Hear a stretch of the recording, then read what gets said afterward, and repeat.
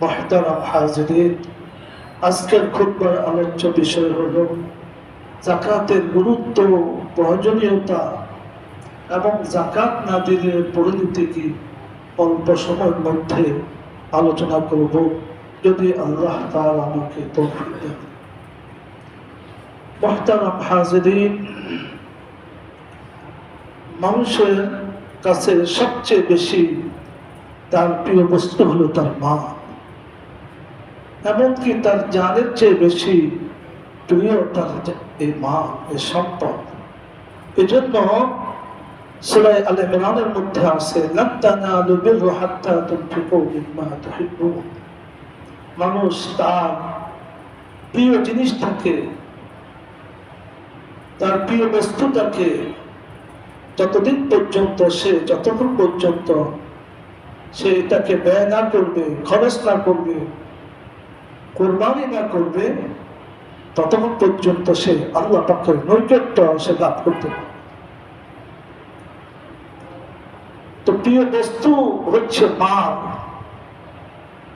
এই মালের জন্য মানুষ তার জীবনকে পর্যন্ত দিয়ে যায়, মালকে এত মহব্বত করে। মাল মানুষের প্রিয় বস্তু।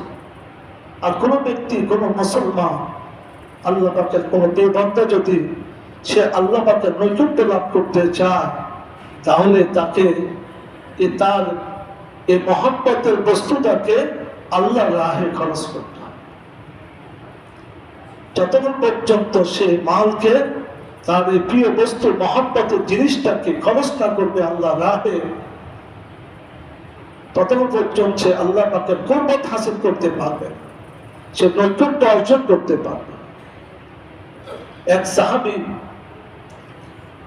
নবীজির কাছে এসে বলতেছে, ইয়া রাসূলুল্লাহ, আমার মৃত্যুর ভয় লাগতেছে, খুব মৃত্যুর ভয় লাগতেছে। রাসূলুল্লাহ সাল্লাল্লাহু আলাইহি ওয়াসাল্লাম বলেন, তোমার কি মাল আছে, সম্পদ আছে? বললেন, হ্যাঁ ইয়া রাসূলুল্লাহ, আমার সম্পদ আছে, মাল আছে।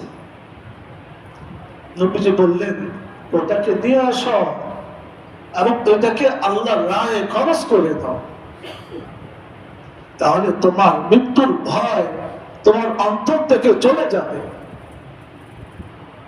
মাল যেখানে মানুষের অন্তর, সেখানে মাল যেখানে মানুষের অন্তর, সেখানে তুমি যদি এই মালকে আল্লাহর রাস্তায় খরচ করে আল্লাহর কাছে পাঠিয়ে দাও, তাহলে আল্লাহর কাছে যাওয়াটা তোমার জন্য ভয় লাগবে না।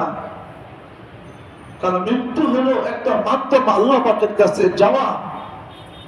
তুমি তো মালকে আল্লাহর রাস্তায় আগে পাঠিয়ে দিয়েছ, এখন তোমার মাল সেখানে চলে গেছে, পরকালে চলে গেছে, এখন আর তোমার মৃত্যু কি লাগবে না, বলেন ভাই, ভয় লাগবে।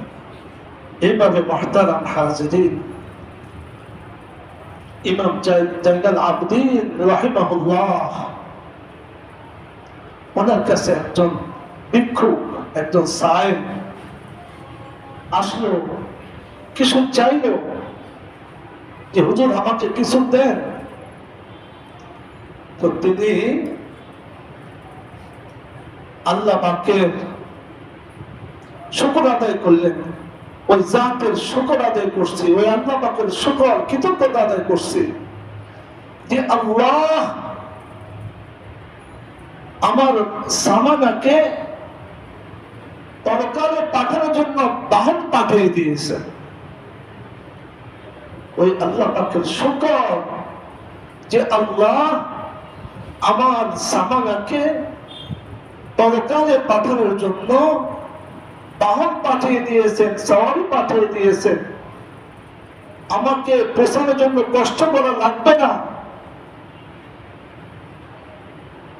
অর্থাৎ যে সাহেব, যে ভিখারিটা আসলো, তাকে তিনি দান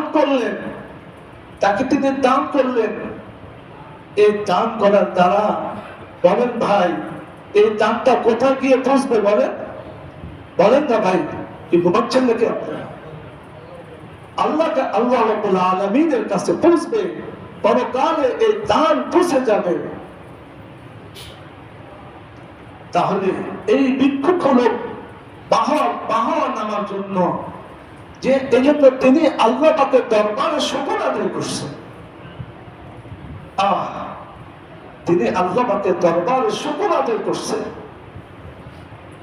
যে আল্লাহ পাকের দরবারে শুকর, যে আল্লাহ আমার পরকালে সামানকে পৌঁছানোর জন্য বাহন পাঠাইছে। আজকে যদি আমার কাছে কোনো ভিক্ষুক আসে, আমার ঘরের সামনে কোনো ভিক্ষুক আসে, আমার ঘরের দরজায় কোনো ভিক্ষুক আসে, আমার ঘরের দরজায় আমার কাছে কোনো মাদ্রাসার রশিদ বইনের কোনো আলেম আসে, আমি কি করি? আমি কি আল্লাহ পাকের শুকর আদায় করি? ভাই, আমি কি আল্লাহ পাকের শুকর আদায় করি? দেখেন আমাদের দিনের অবস্থা, আর যারা সত্যিকারে আল্লাহর প্রেমিক তাদের দিনের অবস্থা। তারা আল্লাহ পাকের শুকর আদায় করছে, আর আমরা কি করি? তাদেরকে তারাই দিই। আমরা অনীহা প্রকাশ করি, অনেক কষ্ট পাই, কেন এই সময় আসলো? এই হলো আমাদের মধ্যে তাদের মধ্যে পার্থক্য। মূসা আলাইহিস সালাতু ওয়াস সালাম আল্লাহ পাকের কাছে আরজ করলেন, হে আল্লাহ, তোমার নারাজি কারণগুলো কি কি জানতে চাই আমি। তুমি তোমার কোন বান্দার উপরে, কোন জাতির উপরে যখন অসন্তুষ্ট হও, এই অসন্তুষ্টের কারণগুলো কি কি? আল্লাহ তাআলা মূসা আলাইহিস সালাতু ওয়াস সালামকে বলেন যে একটা কারণ হলো যে আমি তাদেরকে অসময় বৃষ্টি দিই। যখন বৃষ্টি দরকার তখন না দিয়ে, যখন প্রয়োজন নয় তখন বৃষ্টি দিই। 2 নম্বর হলো ওই জাতির যারা কৃপণ বখিল তাদেরকে আমি মাল দিই। 3 নম্বর হলো যে জাতির হুকুমত বলা হয় বেকুব, অবুদ্ধিমান, নির্বোধ। তাহলে মুহতারাম হাজিরিন, আল্লাহ যদি কোন জাতির উপরে, কোন কওমের উপরে অসন্তুষ্ট হন, আর এই অসন্তোষের কারণ হলো যে এক অসময় তাদেরকে বৃষ্টি দেওয়া, 2 নম্বর বকিলদের হাতে মান আসা, 3 নম্বর হলো তাদের ক্ষমতা হুকুমতওয়ালা হবে বেকুব। আজ হুকুমতওয়ালা বেকুব হওয়ার কারণে সে জানে না, সে যদি জুলুম করে, সে যদি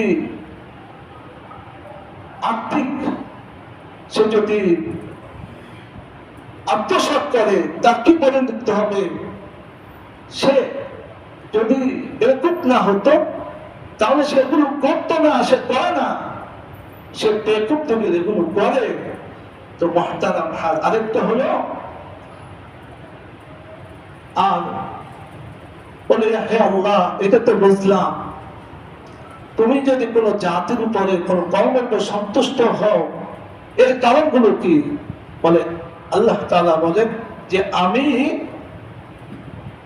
তাদেরকে যত সময়, যখন বৃষ্টি হওয়া দরকার, বৃষ্টি হলে তাদের আবাদ হবে, আমি সময় মতো তাদেরকে বৃষ্টি দিই।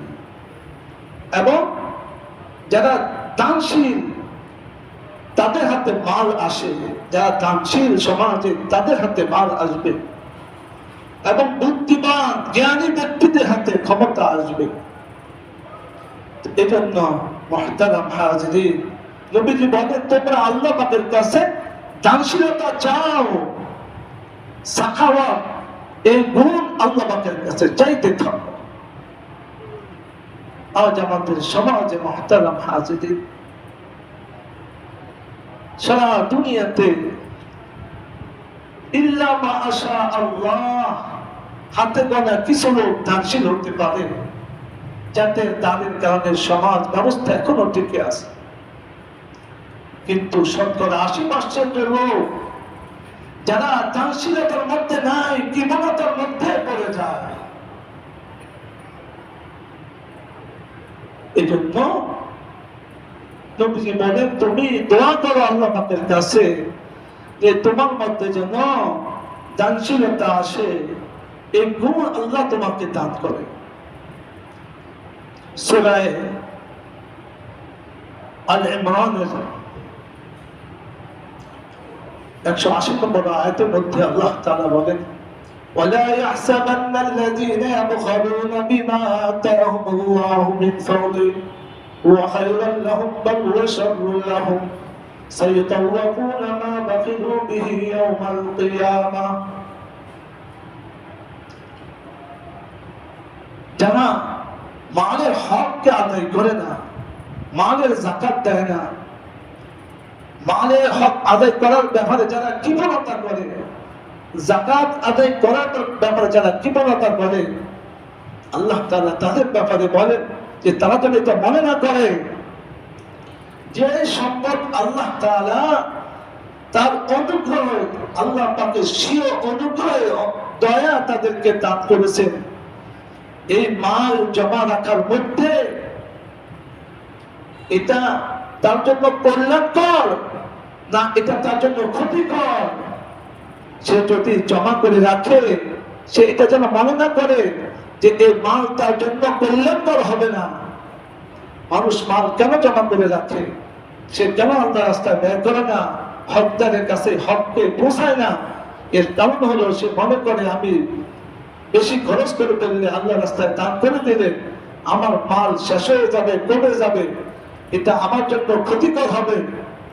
আল্লাহ তাআলা বলেন যে না, তুমি জমা করার দ্বারা তুমি এটাকে তোমার জন্য কল্যাণ মনে করতেছ, আরে না না না, বরং এর মধ্যে তোমার জন্য ক্ষতি রয়েছে। তোমার জন্য কি রয়েছে বলেন ভাই? ক্ষতি রয়েছে। মাল জমা করার দ্বারা, এটাকে সঞ্চয় করার দ্বারা এর মধ্যে তোমার জন্য ক্ষতি রয়েছে, তুমি জানো না, কিন্তু আমি আল্লাহ তাআলা জানি এর মধ্যে তোমার জন্য ক্ষতি রয়েছে। এই আয়াতের মধ্যে আল্লাহ তাআলা আমাদেরকে সতর্ক করতেছেন। সূরা তাওবার 103 নম্বর আয়াতে আল্লাহ তাআলা বলেন কুল মিন আমওয়ালিহিম সাদাকাতান তুতাহহিরুহুম ওয়া তুযাক্কিহিম বিহা ওয়া সাল্লি আলাইহিম ইন্না সালাতাকা সাকানুল লাহুম। হে নবী, আপনি তাদের থেকে খুদ মিন আমওয়ালিহিম, তাদের সম্পদ থেকে আপনি গ্রহণ করেন সাদাকা, যাকাত, আপনি তাদের মাল থেকে, তাদের সম্পদ থেকে যাকাতকে গ্রহণ করেন। তুতাহহিরুহুম ওয়া তুযাক্কিহিম বিহা, এবং আপনি তাদের মালকে পবিত্র করেন, মালকে পরিশুদ্ধ করেন। এই মালের মধ্যে ময়লা আছে, ময়লা আবর্জনা আছে, এই মাল থেকে সদকা যাকাত গ্রহণ করে আপনি মালকে পবিত্র করেন। শুধু মালকে পবিত্র নয়, তাদেরকে পবিত্র করেন, কারণ তাদের দিলের মধ্যে যে মালের মহব্বত বসে আছে, তাদের দিল তো অপবিত্র হয়ে আছে। যে মালের মহব্বতের কারণে এই দিলের মধ্যে আল্লাহ পাকের মহব্বত আসতেছে না, আল্লাহ পাকের মহব্বত বসতেছে না, দুনিয়ার বস্তুর মহব্বত দিলের মধ্যে, তাদের থেকে মাল গ্রহণ করে আপনি তাদের মালকে পবিত্র করে, আর কি তাদেরকে পবিত্র, তাদের অন্তরকে তাদেরকে পবিত্র করে। ওয়াসাল্লি আলাইহিম, তাদের জন্য দোয়া করেন, তাদের জন্য দোয়া করেন। ইন্না সালাতাকা সাকানুল লাহুম, আপনার দোয়া তাদের জন্য শান্তির কারণ হবে, তাদের শান্তির কারণ হবে। তো মুহতারাম হাজরিন, এই আয়াত থেকে আল্লাহ তাআলা আমাদেরকে কি বার্তা দিচ্ছেন, কি শিক্ষা দিচ্ছেন, আমরা কি বুঝতে পারি? যে নবীকে আল্লাহ তাআলা বলতেছেন যে আপনি আপনার উম্মত থেকে, মুসলমানদের থেকে যাকাত গ্রহণ করে নির্দেশ দিতেছেন। নবীকে বলতেছেন যে আপনি মুসলমানদের থেকে, আপনার উম্মত থেকে যাকাত গ্রহণ করেন।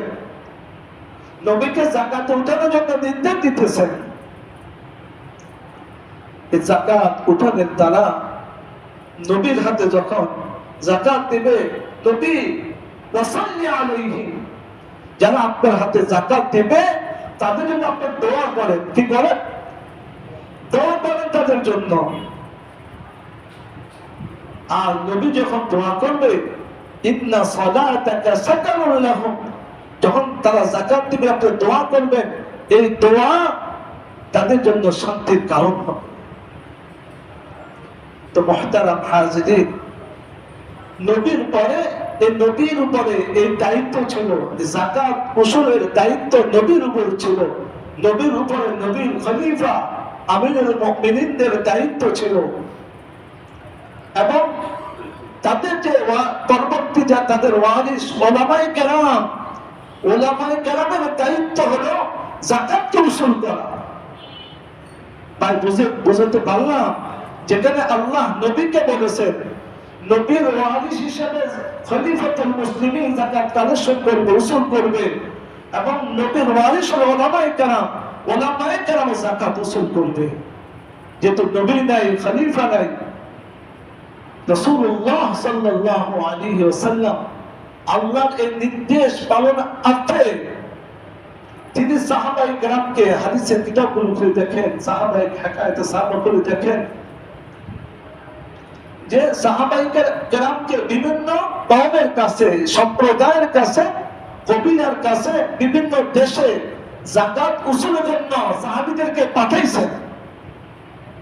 হযরত মুআয রাদিয়াল্লাহু তাআলা আনহুকে ইয়েমেনে নবীজি যাকাত উসুল করার জন্য পাঠাইছেন যে তুমি মুসলমানদের যারা ধনী তাদের থেকে যাকাত উসুল করবে, আর গরিব যারা মিসকিন অসহায় তাদেরকে যাকাত তুমি দিবে। এভাবে মুহতারাম হাজিরিন, এই যাকাত উসুলের ধারাবাহিকতা এটা শুধু এই শতাব্দী নয়, নবীজির জামানা থেকে চলে আসছে। আপনি সূরা হুজুরাতের মধ্যে একটা অত্যন্ত মর্মান্তিক একটা ঘটনা আছে যে এক সাহাবীকে নবীজি যাকাত উসুল করার জন্য পাঠাইছিলেন। ওই সাহাবী ওই কওমের কাছে গিয়ে যাকাতের কথা বলেছিলেন, কিন্তু মুহতারাম হাজির সেখানে অনাকাঙ্ক্ষিত একটা ওই সাহাবীর বিরুদ্ধে একটা মিথ্যা সংবাদ দেওয়া হয়েছিল। তিনি গিয়েছিলেন যাকাত উসুল করার জন্য। তো এইভাবে মুহতারাম হাজিরিন, যাকাত কত গুরুত্বপূর্ণ আমল যে ইসলামের প্রথম খলিফা আমিরুল মুমিনিন খলিফাতুল মুসলিমিন হযরত আবু বকর সিদ্দিক রাদিয়াল্লাহু তাআলা আনহু, বুখারী শরীফ থেকে এই হাদিসটা এসেছে, ওয়াল্লাহি লাউকাতিলান্না মান ফারাকা বাইনা সালাতি ওয়াজ যাকাত। আবু বকর রাদিয়াল্লাহু তাআলা ঘোষণা দিলেন, আল্লাহর কসম, ওয়াল্লাহি লাউকাতিলান্না মান ফারাকা বাইনা সালাতি ওয়াজ যাকাত, যে আল্লাহর কসম তাদের বিরুদ্ধে আমি যুদ্ধ ঘোষণা করলাম, তাদের বিরুদ্ধে আমি যুদ্ধ ঘোষণা করলাম যারা যাকাত এবং নামাজের মধ্যে পার্থক্য করে, যারা যাকাত এবং নামাজের মধ্যে পার্থক্য করে।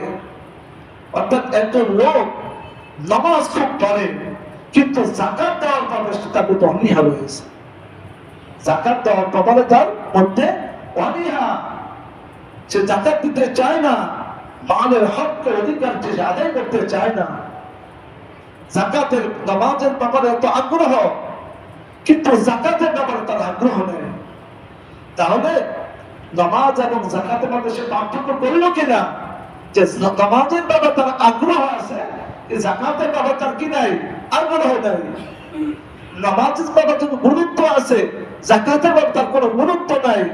নামাজকে টাইম মেনটেন করে সে নামাজকে আদায় করে, যাকাতকে ঠিক ততভাবে টাইম মেনটেন করে সময় বছর হিসাব করে সে যাকাত সে দেয় না। নামাজ যেরকম যাকাতকে সে গনে গনে আদায় করে, যাকাত তার মাল থেকে কত পরিমাণ টাকা হলে এই পরিমাণ গনে গনে যাকাত আদায় করবে, এর গুরুত্ব দেয় না। অর্থাৎ নামাজ আর যাকাতের মধ্যে সে পার্থক্য করে। এই জন্য মুহতারাম হাজিরিন, তাহলে আমিরুল মুমিনিন ইসলামের প্রথম খলিফা তিনি যাকাত অস্বীকারীদের বিরুদ্ধে যুদ্ধ ঘোষণা করছেন। বলছে আয়াকুসুদ্দিন ওয়ান হাই, কোন ব্যক্তি যদি দিনের সামান্যতম নকশানি করে, অর্থাৎ উটের যাকাত হলো, সে রসিদ দিতে অস্বীকার করলো, দিনের ব্যাপারে সামান্য নকশানি সে করবে, আর আবু বকর জীবিত থাকবে, তো হতে পারে না। অর্থাৎ দিনকে তার আসল জায়গায় নিয়ে আসার জন্য, দিনকে তার বাস্তবতার সাথে প্রকাশ করার জন্য আবু বকর যা যা প্রয়োজন তাই করবে, এমনকি জীবন দিয়ে দিবে। এত গুরুত্ব দেওয়া হয়েছে মুহতারাম যাকাতের ব্যাপারে। আজকে আমাদের সেই যাকাতের ব্যাপারে আমাদের সেই কোন গুরুত্ব দেখা যাচ্ছে না। সূরা মায়দার ৫০ নম্বর আয়াতের মধ্যে আল্লাহ তাআলা বলেন, ইন্নামা ওয়ালিয়ুকুমুল্লাহু ওয়া রাসূলুহু ওয়াল্লাযীনা আমানুল্লাযীনা ইউকিমুনাস সালাতা ওয়া ইউতুনাজ যাকাতা ওয়া হুম রাকিউন।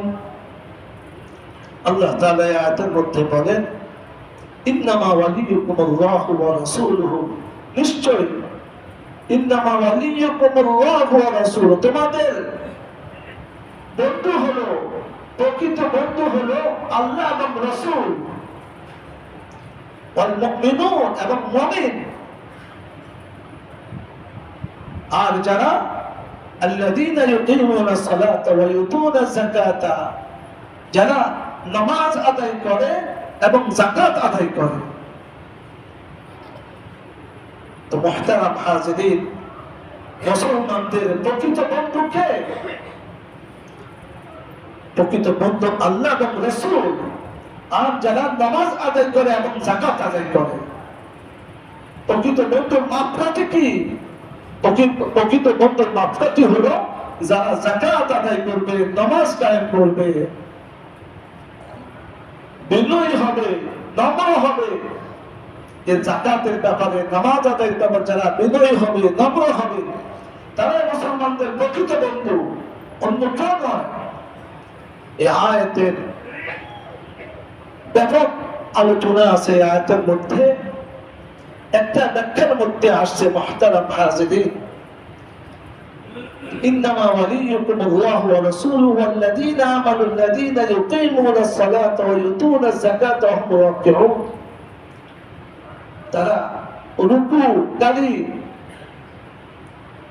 হযরত আলী রাদিয়াল্লাহু তাআলা ব্যাপারে আসছে যে হযরত আলী রাদিয়াল্লাহু তাআলা আনহু রুকু অবস্থায় ছিলেন। এই অবস্থায় একজন সায়েল, একজন ভিখারি আসছে যে, কে আসো, আমাকে একটু, আমার খুব প্রয়োজন, আমি মুহতাজ, আমাকে একটু সাহায্য করো। তিনি ওই রুকু অবস্থায়, তিনি রুকু অবস্থায় নিজের হাতের আঙ্গুলের ওই যে আংটিটাকে ধরে তিনি তার দিকে নিক্ষেপ করলেন। নিজের রুকু অবস্থায় নিজের হাতের আঙ্গুলের আংটিটা ধরে তার দিকে, ওই ভিখারির দিকে নিক্ষেপ করলেন। মুফাসসিরিন কেরাম দেখছে, একজন ভিখারি আসছে, নামাজ শেষ করে তাকে তিনি তার প্রয়োজন মেটাইবেন, পুরা করবেন, এতটুকু তিনি অপেক্ষা করেননি। রুকু অবস্থায় তিনি হাতের আঙ্গুলের আংটিটা করে তার দিকে নিক্ষেপ করলেন। তাহলে মুহতারাম হাজিরিন, এই ঘটনা থেকে আমরা কি শিখলাম? যে যত দ্রুত সম্ভব আমার উপরে যাকাত ফরজ হয়ে থাকে, তাহলে আমি যাকাতকে আমি যত দ্রুত সম্ভব আমি আদায় করব। কোন সময়, কোন অবস্থার, কোন হালাতের আমি অপেক্ষা করব না।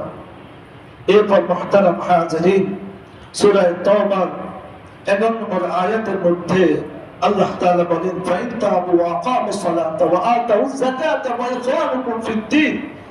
এই আয়াতের মধ্যে, এই আয়াতের একটা প্রেক্ষাপট আছে, অনেক লম্বা আলোচনা, যে মুশরিকরা মুসলমানদের সাথে চুক্তি লঙ্ঘন করে বিশ্বাসঘাতকতা করেছিল। এই বিশ্বাসঘাতকতার দাবি কি? মুসলমানরা তাদের সাথে যে চুক্তি করেছিল সে চুক্তিকে ভঙ্গ করা। কিন্তু কোরআন কি শিক্ষা দেয়?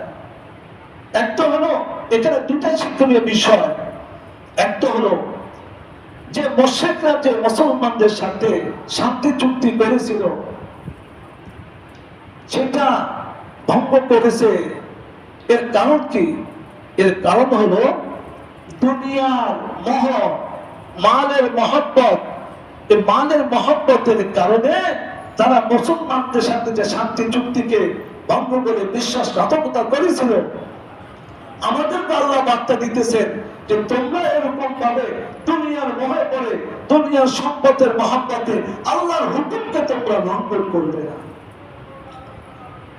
2 নম্বর শিক্ষা হলো এই আয়াত থেকে যে কাফেররা মুশরিকরা তোমাদের সাথে শান্তি চুক্তি করে যে বিশ্বাসঘাতকতা করেছে, তোমরা সেই চুক্তিকে তোমরা ভঙ্গ করো না, বরং তোমরা আল্লাহ তাআলা মুসলমানদেরকে আদর্শ দিলেন, তাদেরকে শর্ত দিলেন, ফাইন তাবু ওয়া আকামুস সালাতা ওয়া আতুজ যাকাতা ফাইখওয়ানুকুম ফিদ-দীন। একটা করে একজন ব্যক্তির সাথে আমার ভালোবাসার, আমার বন্ধুত্বের মাপকাঠি কি হবে? এই আয়াতের মধ্যে আল্লাহ তাআলা বলেছেন। যেরকম সূরা মায়েদার মধ্যে একটু আগে বলেছিলাম, ঠিক এই সূরা তাওবার মধ্যে আল্লাহ তাআলা বলেন, ফাইন তাবু ওয়া আকামুস সালাতা ওয়া আতুজ যাকাতা ফাইখওয়ানুকুম ফিদ-দীন। যদি তারা তওবা করে, যদি তারা কি করে? তওবা করে, ওয়া আকামুস সালাতা, নামাজ আদায় করে, ওয়া আতুজ যাকাত, এবং যাকাত আদায় করে, ফাইখওয়ানুকুম ফিদ-দীন, তাহলে তারা তোমাদের দ্বীনি ভাই, তাহলে তারা তোমাদের দ্বীনি ভাই। তার এখানে মুহতারাম হাজিরিন, যাকাতের কত গুরুত্ব দেওয়া হয়েছে। যদি কোনো মুসলমান যাকাত আদায় করে তাহলে মুহতারাম হাজিরিন সে আমার দ্বীনি ভাই। আর যদি সে যাকাত না দেয়, যাকাত না দিয়ে আল্লাহর হুকুমকে লঙ্ঘন করে, তাহলে সে আমার মুসলমান ভাই, প্রকৃত মুসলমান ভাই হতে পারে না, তার সাথে আমার বন্ধুত্ব হতে পারে না। যাকাত যারা না দিবে, এই সূরা তাওবার মধ্যে আল্লাহ তাআলা বলতেছেন, والذين يكنزون الذهب والفضة ولا ينفقونها في سبيل الله فبشرهم بعذاب أليم والذين يكنزون الذهب والفضة। যারা সোনা এবং চাঁদি, স্বর্ণ এবং রূপা এটাকে জমা করে রাখে, যারা স্বর্ণ এবং চাঁদিকে কি করে রাখে? এটাকে জমা করে রাখে, আল্লাহর রাহে খরচ করে না। ওয়ালা ইউনফিকুনা ফি সাবিলিল্লাহ, এটাকে আল্লাহর রাস্তায় খরচ করে না। ফাবাশশিরহুম বিআযাবিন আলীম, আল্লাহ তাদেরকে কটাক্ষ করে বলতেছেন। কারণ সুসংবাদ তো দেওয়া হয় ভালো জিনিসের, কিন্তু এখানে বলো তাদেরকে সুসংবাদ দেন কঠিন শাস্তির, কঠিন আযাবের, তাদেরকে সংবাদ দিন। যাকাত না দিলে যে কত কঠিন শাস্তি হবে, যা অন্য কোন অপরাধের এত কঠিন শাস্তি হবে না। ইয়াওমা ইউহমা আলাইহা ফি নারি জাহান্নামা ফাতুকওয়া জিবাহুহুম ওয়া জুনুবুহুম ওয়া যুহুরুহুম হাযা মা কানাসতুম লিআনফুসিকুম ফাযুকু মা কুনতুম তাকনিজুন। তাদের এই স্বর্ণ এবং চাঁদি, এই রূপাকে আগুনে গলানো হবে কিয়ামতের ময়দানে, এবং এটাকে লোহার পাত বানানো হবে। এটা তাদের কপালের মধ্যে লাগানো হবে। এটা কখন? এটা জাহান্নামে প্রবেশের আগে শাস্তি দেওয়া হবে। কিয়ামতের ময়দানে শাস্তি শুরু হয়ে যাবে। বিচার কার্য যখন শুরু হবে তখন তাদেরকে এই শাস্তি দেওয়া হবে। জাহান্নামে প্রবেশের পর তো শাস্তি তো সেটা তো আছে, এটাকে গরম করে তাদের কপালে দাগ দেওয়া হবে। সেই দাগ, সে গরম কি আর দুনিয়ার আগুনের গরম? তাদের পার্শ্ব এখানে দাগ দেওয়া হবে, তাদের পিছনে দাগ লাগানো হবে, গরম সেট দেওয়া হবে। তেমনটা কি 3 জায়গার কথা কেন বলা হয়েছে? যদি আপনার বাসা কোন মাদ্রাসার হুজুর যায়, দোষণ করে আছে, ভাই রমজানে যাকাতটা দেন, তখন কপালটা চামড়া গুলো কি করে ফেলে বলেন ভাই? পাস করে ফেলায়। হুজুর আর পাইল না, আমার বাসায় চলে আসছে, আমি কি যাকাত দিই? চেহারাটা এই কপালের চামড়াগুলো বাস করে ফেলে। আল্লাহ প্রথম হুজুর যখন তার কপালের বাসটা দেখে হুজুরের মনটা খারাপ হয়ে যায়। ভিখারি যখন দেখে যে তার কপালের বাস পড়ে গেছে, তখন তার মনটা খারাপ হয়ে যায় যে সাহেব মনে কষ্ট দিছে। এই যে বড় কষ্ট দেওয়ার কারণে তার কপালে ভাঁজ ফেলে দিয়েছে, এই জন্য প্রথম শাস্তি তার কপালে দেওয়া হবে। এরপরে সে যখন পাশ উনি আসছে দরজাটা বন্ধ করার জন্য পাশ ইয়ে করে, এই পাশে তখন তাকে শাস্তি, এখানে দ্বিতীয়বার শাস্তি দেওয়া লাগানো হবে। এরপর যখন সে তাকে পিঠ দিয়ে চলে যায়, তখন এই পিঠের মধ্যে শাস্তি দেওয়া হবে। মুহতারাম হাজিরিন, কত কঠিন শাস্তি। কোরআনে কারীমে অনেক জায়গায় যারা এই যাকাত দিবে না তাদের ব্যাপারে হাদিসের মধ্যে আসছে, قال رسول الله صلى الله عليه وسلم من آتاه الله مالا فلم يؤت الزكاة, আল্লাহ যাকে মাল দিয়েছে فلم يؤت الزكاة, এই যাকাতকে সে আদায় করলো না, مثل له مال يوم القيامة شجاع, এই মালটাকে আল্লাহ পাক, এই সম্পদটাকে আল্লাহ পাক একটা তাকওয়ালা সাপ বানাবে। তাকওয়ালা সাপ, সাপের উদাহরণ কেন দেওয়া হলো? বলে আগে তো মানুষ মালকে মাটির গর্ত করে মাটির মধ্যে রাখতো, আর সাপ বাস করে কোথায়? গর্তের মধ্যে বাস করে। এই জন্য সাপের সাথে তুলনা দেওয়া হয়েছে, সাপের শাস্তি ছাড়া। সাপ যত বুড়ো হবে তার বিষটা তত কঠিন হবে, এবং ওই সাপের তার চুল হবে, চোখের উপরে চুল হবে, এবং দুটা কালো বিন্দু থাকবে, আরো ভয়ঙ্কর হবে। আল্লাহ তাআলা বলেন যারা তাদের মালের যাকাত দিবে না, তাদের মালকে এই তাকওয়ালা সাপ বলে তাদেরকে ওই সাপ কি করবে? দুই গালে তাকে ধ্বংস করতে থাকবে। মুহতারাম হাজিরিন, কষ্ট করে উপার্জন করলাম সম্পদ শান্তির জন্য, আরামের জন্য, দুনিয়ার আরাম পাইলাম না, আর যাকাত না দেওয়ার কারণে পরকালে এই মালের জন্য আমি কি পাইলাম? শাস্তি পাইলাম। আমাকে শাস্তি পাইতে হবে। এই জন্য মুহতারাম হাজিরিন, এই জন্য আল্লাহ পাকের কাছে ওই যে প্রথম কথা সাখাওয়াত, দানশীলতার গুণ, এটা আল্লাহ পাকের কাছে চা। কারণ এই দানশীলতার গুণ যদি না আসে, তাহলে মুহতারাম হাজিরিন এবার এদিকে তাকাই, যদি দানশীলতার গুণ যদি আপনার মধ্যে না আসে, তাহলে তো আপনি দান করবেন, আপনি যাকাত আদায় করবেন না। আপনার মধ্যে যদি এই দানশীলতা, এই গুণ যদি আপনার মধ্যে না আসে, তাহলে তো আপনি মালের যাকাত দিবেন না। এক বাদশা, তার কাছে একজন জেলে বড় একটা মাছ নিয়ে আসছে, খুব খুশিতে যে বাদশাকে এটা দিলে বাদশা কিছু না কিছু আমাকে দিবে, বাদশা খুশি হবে। তো যখন বাদশা দরবার নিয়ে গেছে, বাদশা খুশিতে তাকে ৮০,০০০ দিরহাম, ওই জমানায় ৮০,০০০ দিরহাম তাকে খুশিতে দিয়েছে। তার রানী বলতেছে, তার স্ত্রী বলতেছে, তুমি একটা মাছের গিফটটাকে তুমি ৮০,০০০ দিরহাম দিয়ে দিয়ে, এত টাকা হতে পারে নাকি? ফেরত দাও। বলতেছে আমি বাদশাহ, আমি এটা তাকে দিয়ে দিয়েছি, এটা কিভাবে তার থেকে ফেরত দেবো? এটা তো বাদশাহ, এটা শানের খেলা। বলে আমি একটা সুরত বাতলাই দিই তোমাকে। বলে কি? বলে তুমি তাকে ডাকো, দেখে বলো এই তোমার মাছ এটা পুরুষ না মহিলা? যদি মহিলা বলে, তাহলে তুমি মাছ ফেরত দিয়ে টাকা নিয়ে নেবে, আর যদি পুরুষ হয় তাহলে মাছ রেখে দিবে।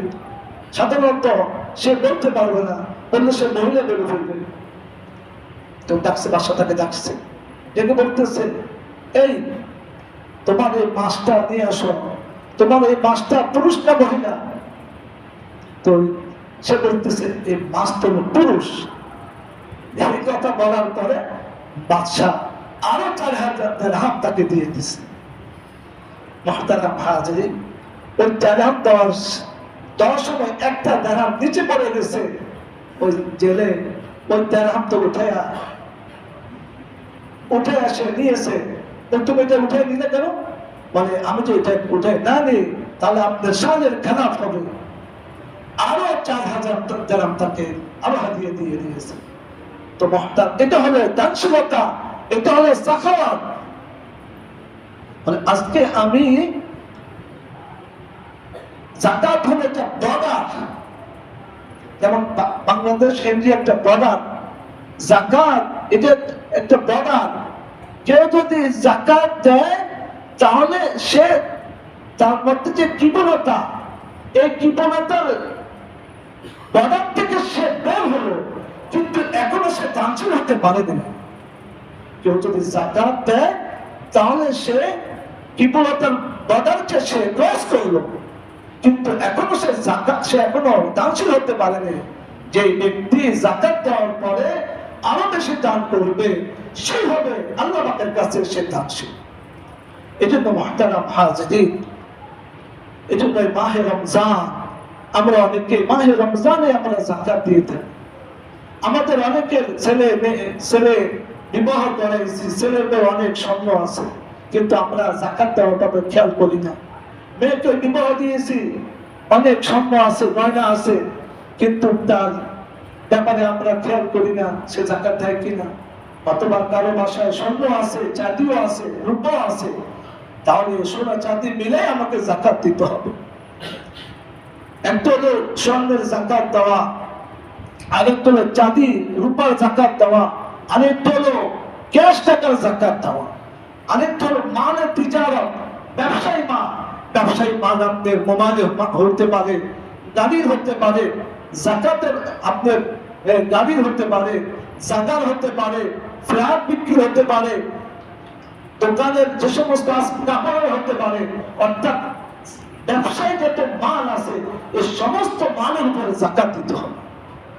এই জন্য মুহতারাম হাজিরিন, যেরকম আমরা নামাজের মাসাইলগুলো জেনে নামাজকে আদায় করি, ঠিক ততভাবে যাকাতের মাসাইলগুলো জেনে যাকাতকে সঠিকভাবে আদায় করি, তাহলে আল্লাহ পাকের কঠিন আযাব থেকে আমরা বাঁচতে পারবো।